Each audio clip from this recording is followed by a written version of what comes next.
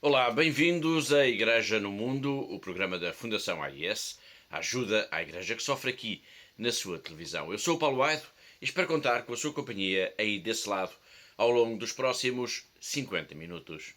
There are terrible things here because all our south and western part of Ukraine is occupied by war and children, women, old people are killed without any mercy. It is great pain of our hearts. Sergei Voroniuk está em Lviv, na Ucrânia, e enviou-nos uma mensagem.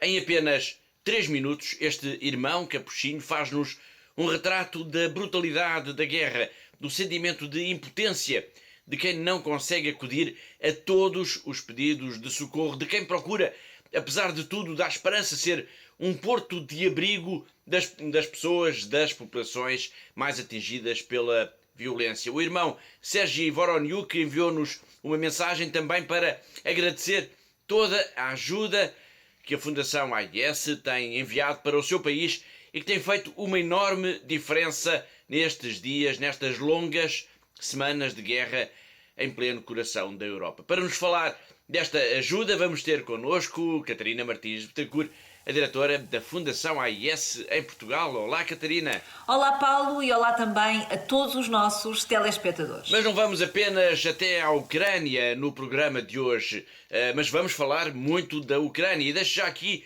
aliás, uma nota de atenção, pois lá mais para a frente a Catarina vai lançar um desafio a todos os que nos estão a ver neste momento. É que a Fundação AIS está a promover uma grande jornada de oração ininterrupta do Terço pela Paz na Ucrânia e em todo o mundo, para que a guerra, o ódio e a violência não tenham a última palavra. Bom, mas eu dizia há pouco, não vamos estar focados apenas na Ucrânia no programa de hoje. Temos notícias, temos histórias que nos vão levar, por exemplo, até à Índia, até ao Vietnã, até ao Paquistão e até à Nigéria. Vamos falar de pessoas comuns, mas também de gigantes da fé, como, por exemplo, o cardeal Vantuan ou a irmã Glória Narvaez Argotti, duas pessoas que conheceram a prisão e a perseguição por causa da fé, por serem cristãos. Bom, muitos protagonistas, portanto, para o programa de hoje, em que vamos começar pela Índia, e com um dado muito inquietante. Só desde o início do ano, Catarina, houve mais de 100 de episódios de violência contra os cristãos. Sim, Paulo, de facto começamos o nosso programa de hoje com uma notícia que é preocupante e que mostra que em alguns países esta violência contra a comunidade cristã é, podemos dizer, como que endémica. Portanto, é o que se passa na Índia. Só desde o início deste ano houve pelo menos 127 casos de perseguição ou de violência contra os cristãos. Estes dados foram revelados num relatório do United Christian Forum, uma organização com sede em Nova Delhi, e são referentes apenas até ao dia 15 de abril. Como é que esta organização, Catarina, obteve estas informações? Bom, Paulo, estes dados são referentes às queixas registadas numa linha telefónica que foi criada precisamente para monitorizar estes casos de perseguição e de violência contra os cristãos na Índia. Ou seja, são dados referentes a queixas apresentadas por pessoas, o que indica que poderão, obviamente, ter ocorrido muitos outros episódios de violência que nunca foram sequer comunicados às autoridades.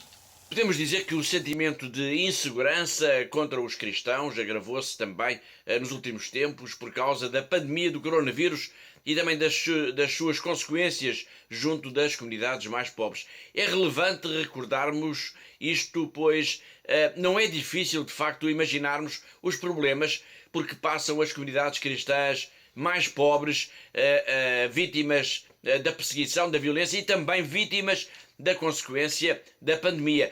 Mas a Fundação AIS deu uma ajuda substancial para a Igreja da Índia por causa precisamente do coronavírus. Sim, foi uma ajuda substancial, portanto, já no segundo semestre de 2021, a Fundação AIS aprovou um pacote de emergência no valor de 5 milhões de euros para as comunidades cristãs na Índia, e esta ajuda permitiu a subsistência dos sacerdotes, das religiosas, mas também de catequistas, das suas famílias, em mais de 140 dioceses da Índia, que estavam numa situação particularmente difícil por causa da pandemia. Estamos a falar da Índia, de sofrimento, de comunidades muito pobres, de comunidades que vivem como que à margem da sociedade. Agora vamos a 3 dioceses deste enorme país, as dioceses de Jagdalpur, Raigarh e Ambikapur. Por lá vamos encontrar um bispo e 2 sacerdotes. Eles vão mostrar-nos um pouco como é esta Índia dos pobres, das pessoas mais esquecidas da sociedade, mas que são as pessoas que estão precisamente no centro das preocupações da Igreja. In the beginning it was very hard. I used to visit village to village every day. So on foot, because that time there was no road. This area is totally cut off from the main line. The best way we thought is to start parish to look good pastoral care of them and to offer them good education. Before they are become Christian, they were believe in myths and they were worshipping stone and other things also. But after becoming Christian, they economically also improved, their behavior and mind pattern also improved, and they become more calm. For their development, a good education is a must. Once they are educated, they also become quite aware of their rights, and so they gain their self-dignity. And once they gain that sense of dignity, certainly that slowly they begin to grow in many other ways also. When we come together and pray, then they feel a kind of peace in their heart and mind. We are not forcing, but they themselves they are coming. But visiting changed their mind and heart. Then afterwards they converted into Christianity. While praying with these people, their inspiration give me more courage to evangelize the people. And I am a priest. I got inspiration from these people.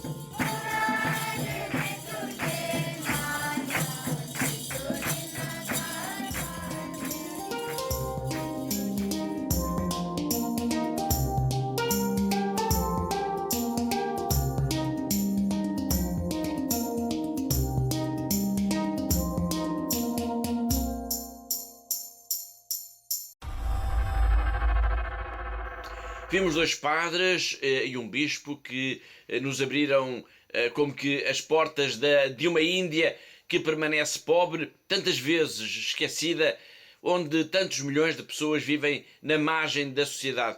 Vale o trabalho missionário da Igreja. Padres, irmãs, catequistas são os heróis desta luta pela dignidade do ser humano. É o caso da irmã Fulgência. A missão dela levou-a ao encontro dos mais pobres. Na sua aldeia não há capela nem igreja, mas reza-se e muito. E apesar de tudo isso,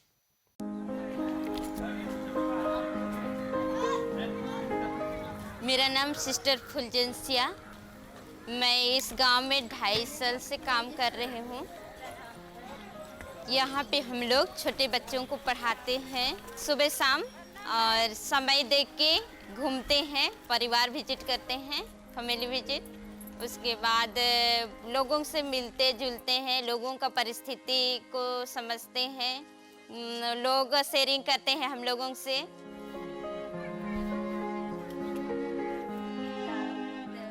यहाँ तो मिशन नहीं है, प्रार्थना मिसा पूजा नहीं होता है, इसीलिए हम सब सिस्टर के साथ में बैठ कर के हम प्रार्थना करते हैं।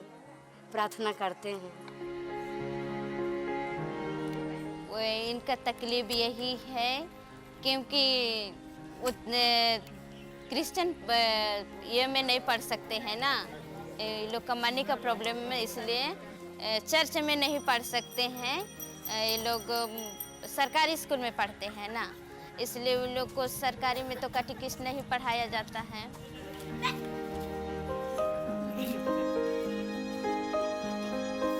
ये लोग मजबूत होने से ये लोग का और मजबूत होगा इसमें, धर्म में।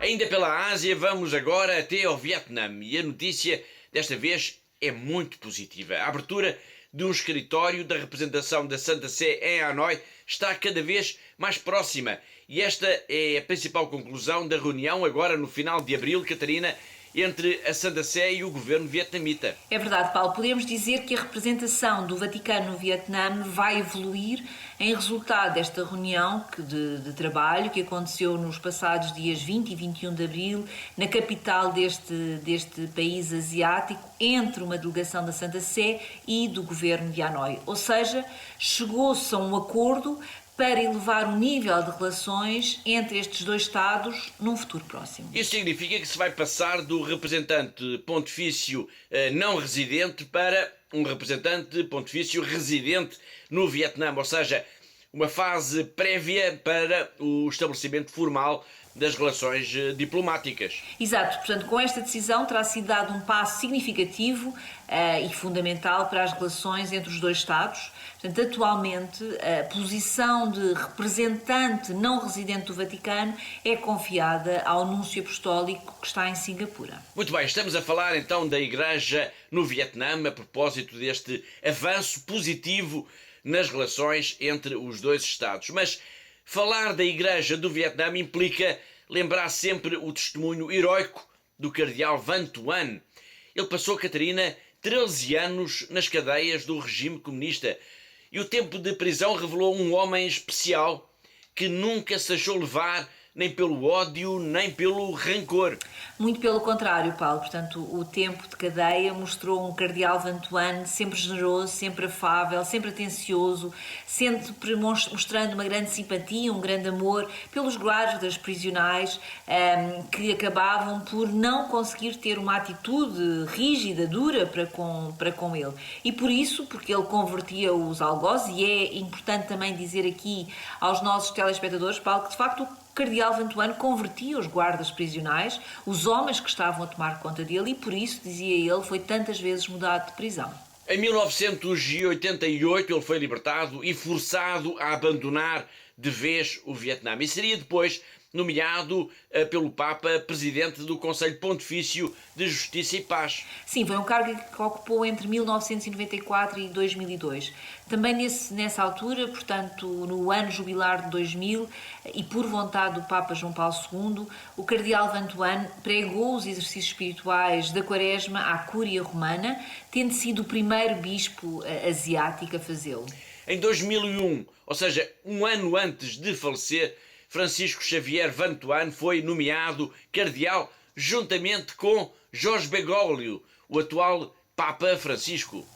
É verdade, portanto, o cardeal Van Thuan morreu na clínica Pio XI, em Roma, a 16 de setembro de 2002, depois de diagnosticado com um tumor. Portanto, o período final da sua vida foi marcado por um grande sofrimento, mas também, ao mesmo tempo, com uma enorme serenidade.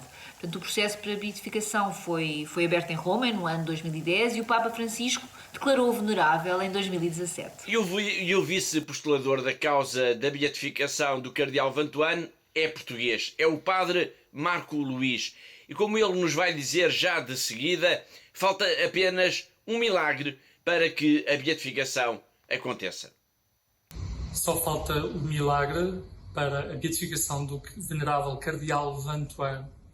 Falta o sinal dos céus concedido à terra para que se marque a beatificação no tempo de Deus.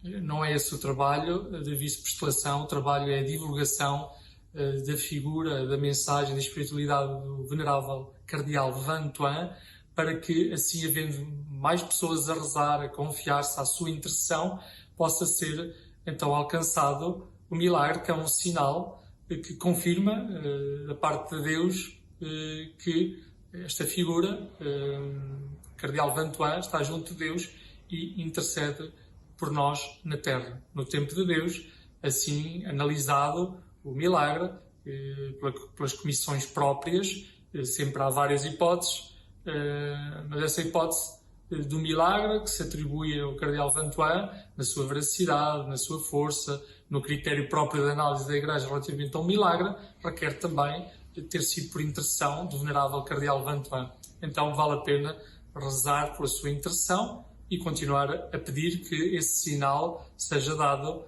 porque é a única coisa que falta para a beatificação. Uma vez que é venerável, todo o processo percorreu o seu caminho próprio. É esse ponto que falta, não é um pormenor, é algo determinante que a Igreja, na sua sabedoria, coloca nos processos, e neste caso também do venerável Cardeal Vantuan. O programa de hoje está muito marcado, de facto, pelos países asiáticos. Estivemos no Vietnã, falámos da Índia e agora vamos ao Paquistão. E a notícia não podia ser pior.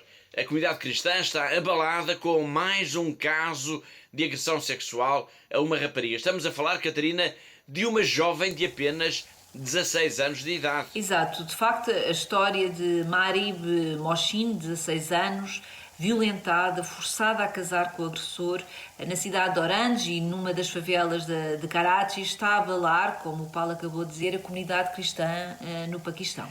A jovem rapariga conseguiu, entretanto, fugir e o seu caso foi levado à justiça por um advogado, estando agora nas mãos de um juiz do Tribunal Superior de Sindh.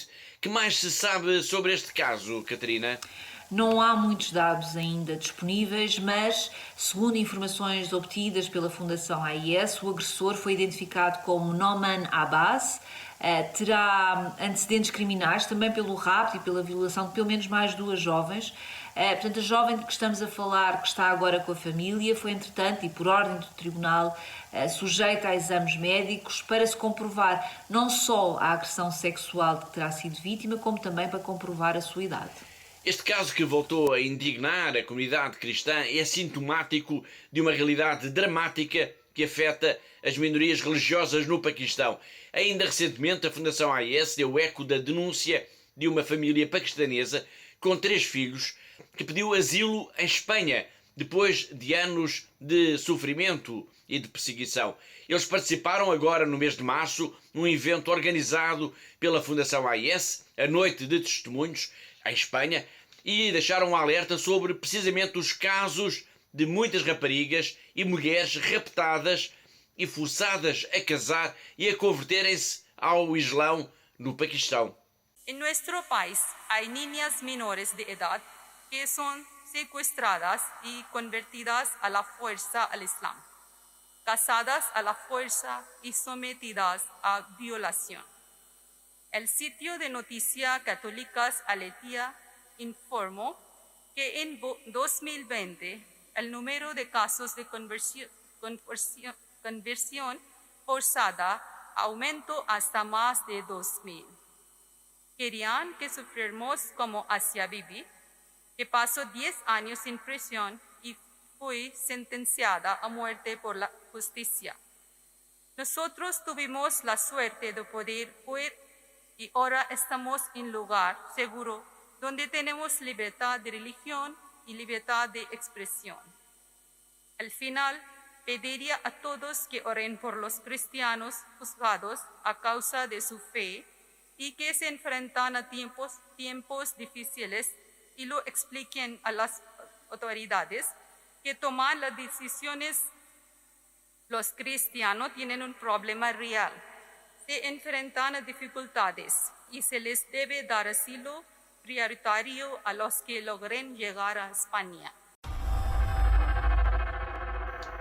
Agora vamos até à Nigéria ao encontro de um bispo que lamenta a falta de apoio da comunidade internacional face aos ataques terroristas e aos raptos de pessoas no seu país. Estamos a falar, Catarina, no bispo de Bomadi.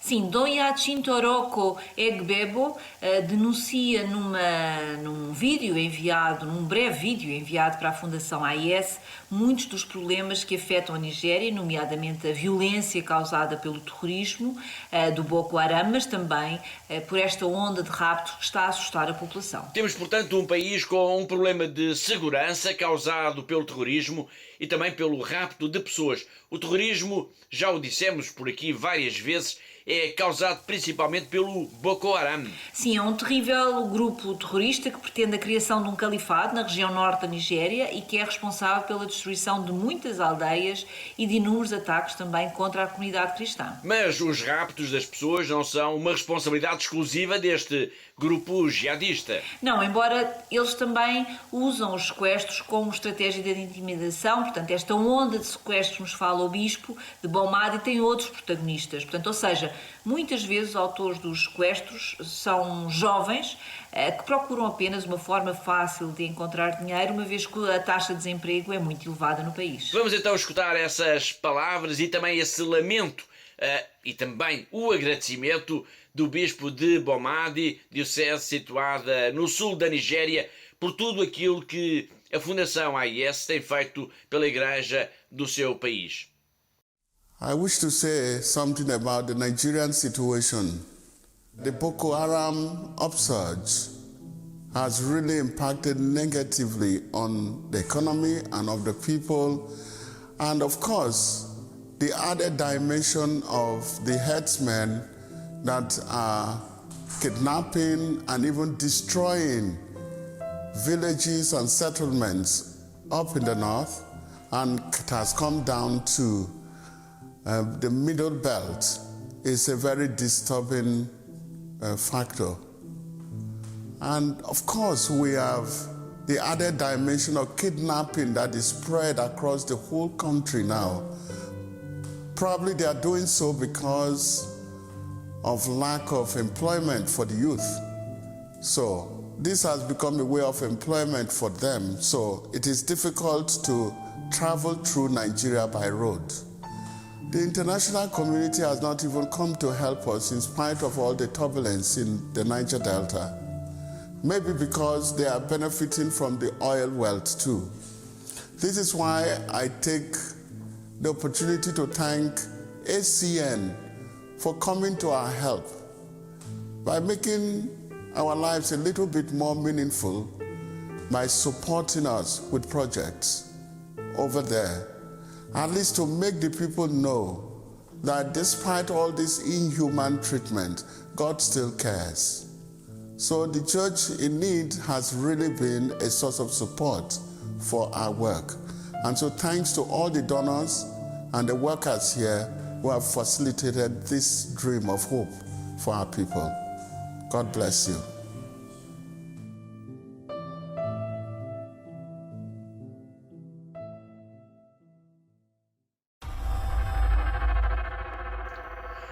De uma diocese na Nigéria que tem tão graves problemas de segurança, vamos agora para uma das dioceses mais antigas de todo o Oriente, Macau. Vamos ao encontro do nosso correspondente, o jornalista José Miguel Encarnação, desde esta região tão especial no sul da China, onde se reza e fala ainda em português. Ele tem sempre um olhar especial também sobre a vida da Igreja. As autoridades de Xangai anunciaram o prolongamento do período de quarentena imposto aos cidadãos desta cidade. Alguns órgãos de comunicação social falam em 7 dias, outros em 10.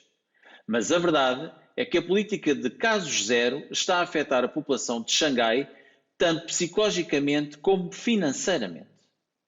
Se o aumento de casos de suicídios e de detenção dos infratores é já um flagelo, a situação económica do município de Xangai começa também a ser preocupante, tendo em conta não só o aumento do custo de vida, como o facto de Xangai ser a capital financeira da República Popular da China. Também no que respeita à liberdade religiosa, há novos dados relevantes que muito provavelmente serão mencionados em futuros relatórios sobre a liberdade religiosa no mundo.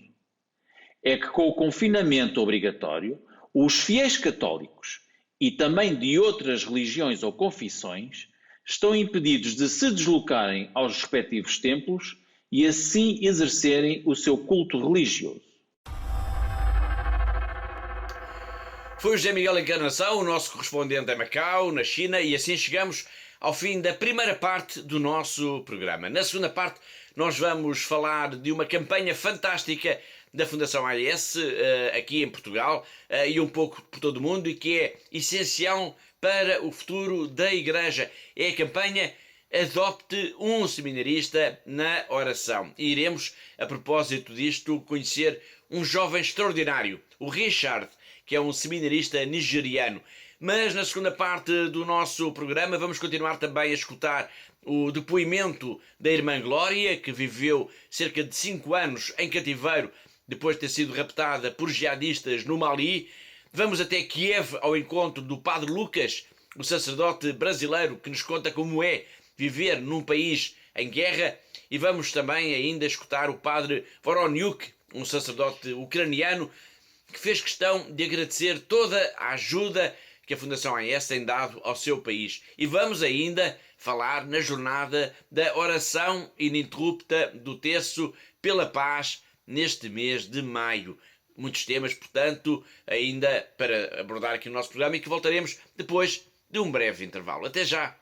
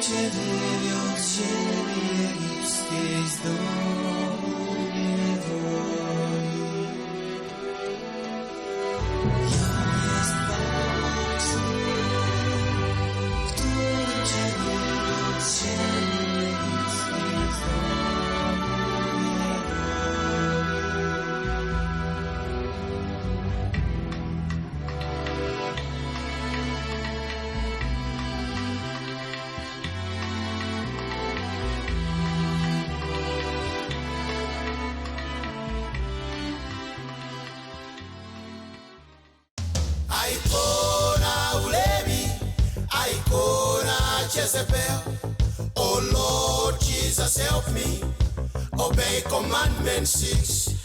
Icona Ulevi, Icona Jezebel. Oh Lord Jesus, help me obey commandment 6.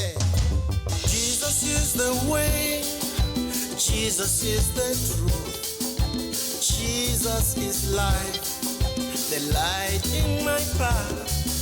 Deliver me from evil, help me overcome.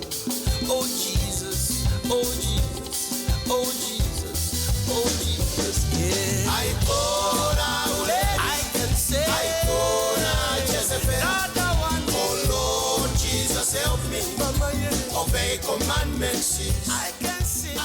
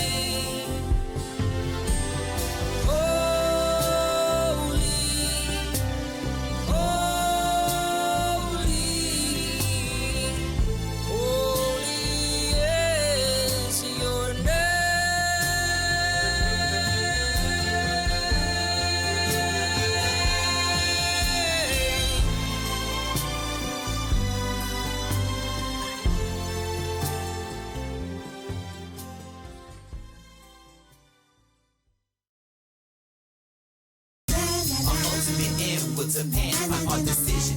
Choosing truth or not, with its power and precision to set us free, responsibly for the fullness of love to the end. Set me free, yeah. Our ultimate end will depend on our decision. My ultimate end, with its power and precision to set us free, responsibly for the fullness of love to the end. Set me free, yeah. Deceit and deception. We need divine protection. Divine protection. Deceit and deception. We need divine protection. We need divine protection. Deceit and deception. Rescue me. We need divine protection. We need divine protection. Deceit and deception. Rescue me. We need divine protection. We need divine protection. Oh, Kyrie.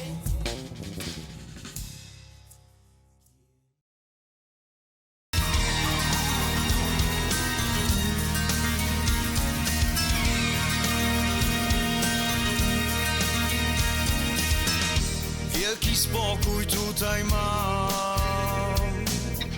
Czuję w Tobie cały świat. Twego serca ruch, jak muzyki rytm. Bezpieczeństwo dajesz mi.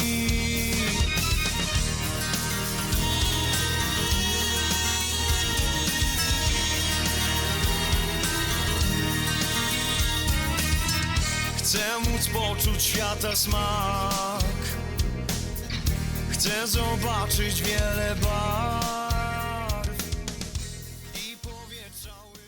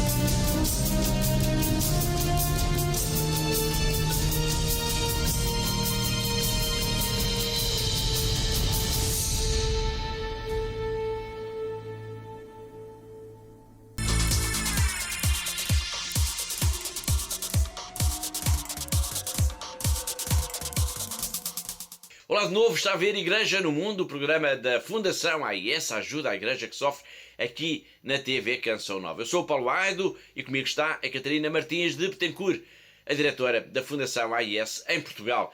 A Fundação AIS lançou agora uma campanha de apoio aos seminaristas. O objetivo é auxiliar todos estes jovens que querem seguir a sua vocação, que querem dedicar as suas vidas aos outros através do sacerdócio. A ideia da campanha, Catarina, é de facto fantástica. É adotar um seminarista na oração. Sim, Paulo, e isso é de facto o mais importante, e é essa a mensagem que eu quero passar também aqui aos nossos benfeitores, aos nossos telespectadores. É muito importante criar estes laços de proximidade, de afetividade com os seminaristas, portanto, ajudá-los no fundo a rezar por eles, para que eles possam efetivamente concretizar o grande sonho das suas vidas, que é tornarem-se sacerdotes. Mas é fundamental também sustentá-los, pois eles são sem dúvida o futuro da Igreja, são a certeza de que a Igreja vai continuar junto às populações mais necessitadas, junto àqueles que mais sofrem, junto àqueles que mais necessitam de ajuda. O papel da Fundação AIS no apoio aos seminaristas é de facto crucial. Eu penso que a maioria das pessoas não terá bem noção disso, mas 1 em cada 8 seminaristas em todo o mundo é apoiado pela ajuda à Igreja que sofre. Exatamente, Paulo, e isso significa um número incrível de seminaristas. Estamos a falar de 13.381 seminaristas espalhados por todo o mundo. E a África é o continente onde essa ajuda é mais visível. Sim, são 7.654 seminaristas em África, apoiados neste momento pela Fundação AIS. Portanto, é sintomático que a África, onde há tantos países tão pobres, ao mesmo tempo seja o continente onde a Igreja tem esta riqueza tão grande, tantos jovens que querem, que têm este propósito na sua vida de se tornarem sacerdotes. E esta nossa campanha, que o Paulo referiu, tem também esta prioridade, este propósito, que é rezar por estes jovens seminaristas, adotá-los através da nossa oração, mas ajudando também materialmente as igrejas locais para que todos estes jovens possam prosseguir os seus sonhos, as suas vocações e de serem amanhã os sacerdotes que acompanham a comunidade. Muito bem, obrigado, Catarina. Vamos então ao encontro de um desses 7.654, espero não ter enganado, 7.654 seminaristas em África. Vamos regressar à Nigéria, vamos ao encontro de um jovem incrível, Alewa Richard Luka. Ele está na diocese de Pankshin, na Nigéria, e sonha ser um bom padre. Ele é um dos seminaristas apoiados pela Fundação AIS. I am Alewa Richard Luka, a St. Marian from the Diocese of Pankshin in Nigeria. People are dying every day. We have families that in a day they eat only once. Hunger has affected their spirituality to the point that praying to God now is a waste of time. You see, that's why you want to serve these people. I want to be someone that will help in bring them back to the church. I was always happy whenever I see a priest. When I look at them in that white cloth, I'll say, wow, these people are like angels. I want to be like them someday.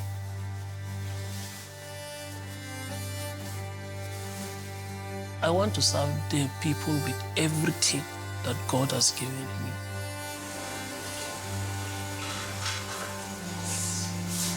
I want to establish a relationship that is solid with God. I want to focus on being a good priest, a priest that will serve God with everything in me.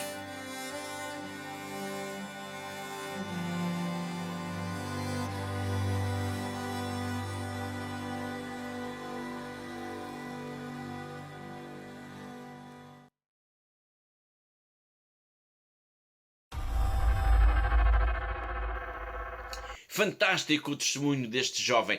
Vamos agora escutar um outro testemunho também poderoso. Vamos ao encontro da irmã Glória Narvaez Argotti, uma irmã franciscana oriunda da Colômbia e que esteve em cativeiro 4 anos e 8 meses depois de ter sido raptada em fevereiro de 2017 por terroristas islâmicos no Mali.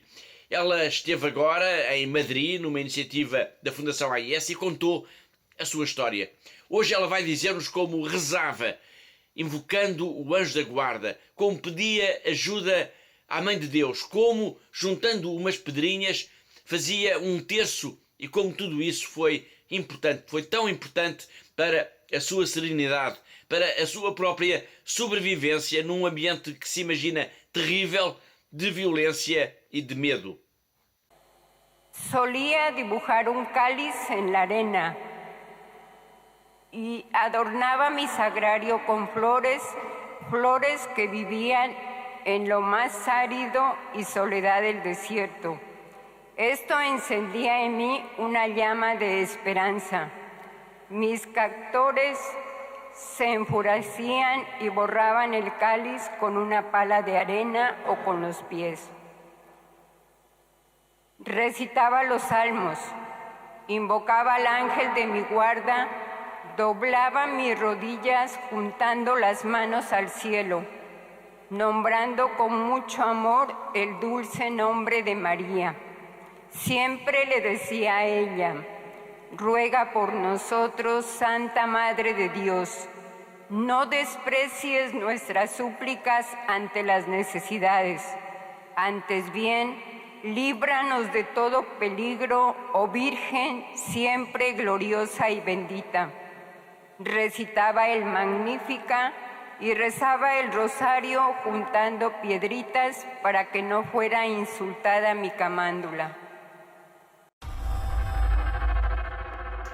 Agora vamos até à Ucrânia. Na semana passada nós começámos a escutar uma entrevista com um padre brasileiro que está em Kiev, o padre Lucas Perozzi, de 36 anos. Durante todo este tempo de guerra, já mais de 2 meses, houve episódios que já ficaram obviamente retidos na memória, como aquele que o padre Lucas nos vai contar já de seguida, depois de lhe ter perguntado se ele sentia que as pessoas agora, por causa da guerra, se estavam a ficar mais religiosas, se estavam a ficar mais próximas de Deus, se as pessoas estavam a rezar mais por causa da guerra. Vamos agora conferir a resposta que o padre Lucas nos deu. Sim, porque é um momento forte, né? A pessoa esquece de Deus quando ela vive para ela mesma, quando ela vive para si, quando ela pensa que ela é imortal. No meio de uma guerra, todos estão em um perigo de morte muito grande. Então, essa fragilidade e ter a morte sempre diante ajuda muito a ter um contato com o além, né? Ter um contato com algo superior, que para nós é justamente um contato com Deus. E as pessoas que também não são de igreja, não são religiosas, elas se tornam religiosas. Bastante gente, já vimos muito caso. As pessoas que se casaram aqui, os 3 casamentos que nós tivemos, foram os casamentos de pessoas que já moravam juntos. Um casal, por exemplo, já fazia 25 anos morando juntos. E não se casava por quê? Não sei por quê. Não tem motivo por quê. E nessa situação, eles pediram sacramento, então, né? E confissão também, muita gente vem pedir para se confessar. Uma coisa que me tocou muito, que me chocou bastante, foi um rapaz do exército que entrou aqui com a arma e tudo, porque não pode deixar a arma, né? E pediu para rezar, pediu para entrar na igreja para rezar. Mas tinha o problema, que ele não pode deixar a arma fora da igreja. Então, foi justamente num dia que a igreja não tinha ninguém dentro da igreja. Eu abri para ele a porta e ele entrou e ele ficou sozinho lá. Entrou com a arma, né? Para rezar. É uma coisa assim, que se vê numa vida real, não, eu não quero dizer que não seja real isso, numa vida normal, é inconcebível, né? Que alguém entre na igreja com arma. Da Ucrânia, de onde nos falou o padre Lucas, nós temos recebido muitas histórias de solidariedade, muitas histórias de pessoas que procuram acolhimento em paróquias, em conventos, em igrejas e também muitas descrições sobre a guerra. No início do programa nós escutámos um frade capuchinho a falar-nos das pessoas indefesas que estão a ser mortas sem piedade. Ele está, Catarina, em Kiev. Sim, está na região de Kiev, portanto na capital da Ucrânia, como sabemos. Portanto, na mensagem vídeo que nos enviou, Voroniuk faz uma descrição sumária do que tem sido os dias desde a invasão russa, das tropas russas, que, como sabemos, que começou no passado dia 24 de fevereiro. E relata que há mulheres, que há crianças, que há idosos que têm sido mortos sem qualquer tipo de piedade. Ele fala nestes terríveis acontecimentos, mas ao mesmo tempo ele também fala, diz-nos que a Igreja de facto está mobilizada para estar neste apoio às populações, procurando no fundo dar esperança, dar conforto, dar proteção àqueles que mais precisam neste momento. E agradece a ajuda que a Fundação AIS tem canalizado para a Igreja ucraniana. Sim, e por causa disso é que Sergei Voroniuk decidiu gravar esta mensagem, este vídeo e enviar-nos. Ele fez questão de agradecer toda a ajuda que tem recebido, que toda a ajuda que a Ucrânia tem recebido, e diz que não se esquece de rezar por todos os benfeitores, por todos aqueles que neste momento tão difícil da Ucrânia não se esquecem do povo da Ucrânia e têm ajudado de facto a Igreja para que ela possa continuar junto do seu povo, junto à comunidade tão sofrida. Muito bem, vamos então conferir as palavras que o padre Voroniuk enviou para a Fundação AIS. Laudetur Jesus Christus, Pax et Bonum. I'm Brother Sergei Voroniuk. I am from Ukraine. I am Brother Capuchin, priest. And now we live with two of my brothers here in Lviv. I want to say thank you very much to Kirche Not for your help for us, for Church in Ukraine during years, and especially in this time of great war that our nation now we have in our country, unfortunately. And I want to explain in a few words what it is now in here. It is very terrible things. There are terrible things here because all our south and western part of Ukraine is occupied by war, and children, women, old people are killed without any mercy. It is great pain of our hearts. North part of our country is now we try to rebuild it because of after occupation, and a few days ago all of us can see great and terrible things what was in this small town around the Kiev. In this situation, we try to help our people as we can. We try to pray for all of them, for all victims of this war. We try to be with them, to say word of God, and to build them their faith that God will save us in this situation. Here in Lviv, me and my brothers don't need doesn't need nothing. We have to eat. We have what clothes. But people on this part of Ukraine where was war or where it is war now, they need everything. They need product to eat. They need a dress. They need protecting things. They need everything, and therefore I ask you for help for us in this time. And I want to say you that all of us are very grateful for you. We remember all people who help us. We pray for you, and we ask God to bless you. May God bless you. Thank you very much.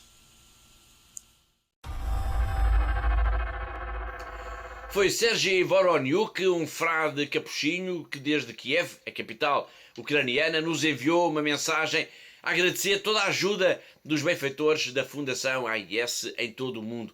Uma ajuda que se tem revelado essencial nestes dias de guerra. Sem dúvida, Paulo, e eu quero sublinhar que é de facto muito importante esta ajuda e que é um orgulho tudo o que estamos a fazer nestes dias de guerra tão negros na Ucrânia. Portanto, a Fundação AIS tem-se mobilizado de uma forma notável para ir a socorro daqueles que nos pedem ajuda, daqueles que perderam tudo, daqueles que ficaram com as famílias separadas, daqueles que até perderam os seus entes queridos. E a Fundação AIS tem estado também mobilizada em oração pela paz. E isso é extraordinário, Paulo, e todos os dias recebemos mensagens de pessoas que nos dizem que rezam connosco pelo fim da guerra, pela paz no mundo. E a todas estas pessoas, a todos esses nossos amigos, a todos os nossos benfeitores, eu quero desde já dizer o meu muito obrigada. E nem de propósito, Catarina, a Fundação AIS desafiou uma vez mais todos os portugueses para participarem numa grande jornada de oração de oração ininterrupta do terço durante este mês de maio. É verdade. Tal como fizemos já em anos anteriores, voltámos a mobilizar os portugueses para um mês de oração do terço, confiando a paz no mundo a Nossa Senhora, num tempo em que a Europa, como sabemos, está a viver novamente os horrores da guerra. De facto, Catarina, ninguém consegue ficar indiferente às imagens e às histórias de sofrimento de tantas pessoas vítimas deste conflito armado em pleno coração da Europa. Pois não, e por isso apelo de facto à mobilização de todos para esta iniciativa da Fundação AIS. Nós queremos colocar Portugal todo a rezar pela paz, a rezar o terço pela paz no mundo, pela paz na Ucrânia, tal como Nossa Senhora pediu aos pastorinhos em Fátima. Bom, para se cumprir esta iniciativa, rezar o terço sem parar, portanto, de forma ininterrupta durante todo o mês de maio, é preciso mobilizar em cada dia muitas pessoas. É verdade, Paulo, e por isso também quero aproveitar esta oportunidade para pedir a todos os que nos seguem aqui, hoje, no nosso programa de televisão, para mobilizarem não só as vossas famílias, mas também os vossos amigos, a vossa paróquia, o vosso grupo de oração, a vossa escola, os vossos colegas de trabalho, no fundo todos aqueles que fazem parte da vossa vida. Portanto, peçam a todos, falem desta iniciativa e peçam a todos para se juntarem a nós nesta corrente de oração ininterrupta para que este gesto chegue de facto a todos os cantos de Portugal. E quem quiser ou quem precisar de alguma informação adicional, Catarina, o que é que deve fazer? Basta ligar-nos, Paulo. Como sempre, basta entrar em contato connosco para o nosso telefone que está a passar em rodapé neste momento, ou então através da nossa página de internet e dizer que quer se juntar a nós nesta oração do terço ininterrupta durante este mês de maio, pela paz na Ucrânia, pela paz no mundo. É o que nos pedem, como eu digo sempre aqui, é o que nos pedem da Ucrânia, os nossos parceiros no terreno, mas é também o que nos pedem todas aquelas pessoas que estão em países onde neste momento há conflitos. Por falar em oração, importa lembrar aos nossos telespectadores que a Fundação AIS vai retomar também o retiro que realizava todos os anos e que a pandemia obrigou a suspender. O retiro dirigido para os benfeitores e amigos da ajuda à Igreja que Sofre vai ser, Catarina, em julho, vai começar no dia 8 de julho. Exato, Paulo, vai começar na sexta-feira, dia 8 de julho, à noite, e termina no domingo, dia 10 de julho, após o almoço. Portanto, o retiro será na Casa das Irmãs Reparadoras de Nossa Senhora das Dores, em Fátima, e será orientado pelo nosso assistente eclesiástico, o Padre Jacinto Farias. Para inscrições ou para mais informações, também convido todos os que nos estão a ver neste momento para entrar em contato connosco para o nosso telefone ou então através da nossa página de internet. O apelo à oração do terço, à oração ininterrupta do terço de que falámos, lembra-nos que de facto que há uma guerra na Europa, que há cidades destruídas, que há gente em lágrimas, que há mortos e feridos, que há milhões de pessoas em fuga. Nós temos vindo a emitir por aqui um trabalho dos nossos colegas da Rádio Santa Rita, que é produzido pelos jornalistas ucranianos anónimos e que tem o apoio do Centro de Comunicação da Diocese de Kiev.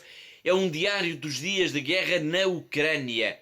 Hoje vamos escutar apenas um pequeno excerto deste diário que nos lembra precisamente a importância da oração. A importância da oração a que todos agora somos também convocados. Um pedaço de um diário que nos leva até ao sofrimento brutal da cidade de Mariupol, a cidade ucraniana que tem o nome de Maria.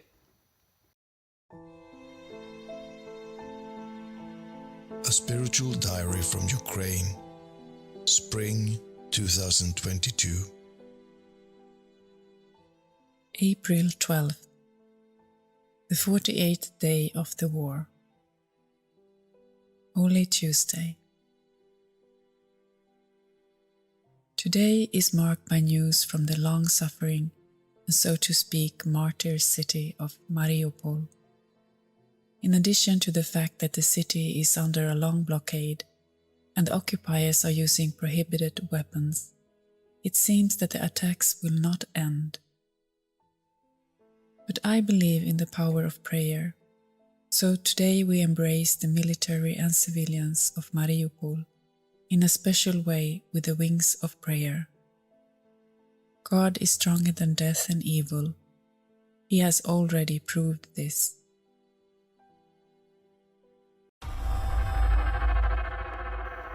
E com esta certeza de que Deus é mais forte do que a morte e o mal, e lembrando também o sofrimento de tantas pessoas e o desafio, lembrando também o desafio da Fundação AIS para que todos se juntem numa grande, nesta enorme, gigantesca mesmo, jornada de oração pela paz neste mês de Maria que a Fundação AIS está a organizar. Chegamos ao fim do nosso tempo, chegamos ao fim de mais um Igreja no Mundo aqui na sua televisão. Resta-me agradecer a colaboração da Catarina, a diretora da Fundação AIS em Portugal, assim como de todos aqueles que nos ajudaram a produzir, a editar e a levar até si este programa. E já sabe, conto consigo sempre aí desse lado na próxima semana. Até lá, se Deus quiser.